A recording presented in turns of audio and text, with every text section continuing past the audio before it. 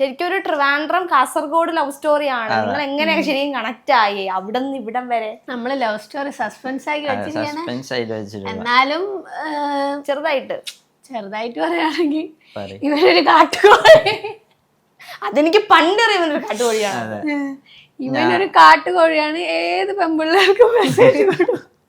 അങ്ങനത്തെ ഒരു കാലം, അതായത് ഒരു 2019 ടൈം.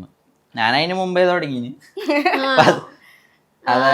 ഇവനൊരു ബ്രേക്കപ്പ് ഒക്കെ ആയിരിക്കുന്ന ആ ടൈം.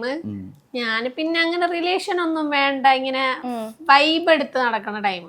അപ്പം ഇവൻ എന്നെ ഫോളോ ആക്കിയിട്ടുണ്ടായി. അപ്പൊ എനിക്ക് കാണാൻ കൊള്ളാന്നുള്ള ചെക്കന്മാരോടൊക്കെ ഒരു സ്വാഭാവികം, അതെല്ലാവർക്കും ഉണ്ട്. കാണാൻ കൊള്ളാന്നുള്ളവരെ നമ്മൾ പ്രത്യേകമായിട്ടൊന്നും ശ്രദ്ധിക്കും. അതെ, ഓ ചെക്കൻ കൊള്ളാം, എന്നെ ഫോളോ ചെയ്തല്ലേ. അപ്പൊ ഇവൻ എന്നെ ഫോളോ ചെയ്തു, ഞാൻ ഇവനെ ഫോളോ ചെയ്തു. അപ്പൊ ഇവന്റെ സ്റ്റോറിയില് ഇങ്ങനെ ഒരു പെണ്ണുമായിട്ട് നിൽക്കുന്ന ഒരു ഫോട്ടോ ഇങ്ങനെ ഇട്ടിട്ട് എന്തോ ഇങ്ങനെ എഴുതിയിട്ട് ഇങ്ങനെ പാട്ടിട്ടിട്ടുണ്ട്. അപ്പൊ ഞാൻ ഇവനോട് ചോദിച്ചു, ഇത് നിന്റെ ഗേൾ ഫ്രണ്ട് ആണോ എന്ന് ചോദിച്ചു ഇൻസ്റ്റാഗ്രാമില്. ഫസ്റ്റ് മെസ്സേജ് ഞാൻ അങ്ങോട്ട് മെസ്സേജ് അയച്ചു.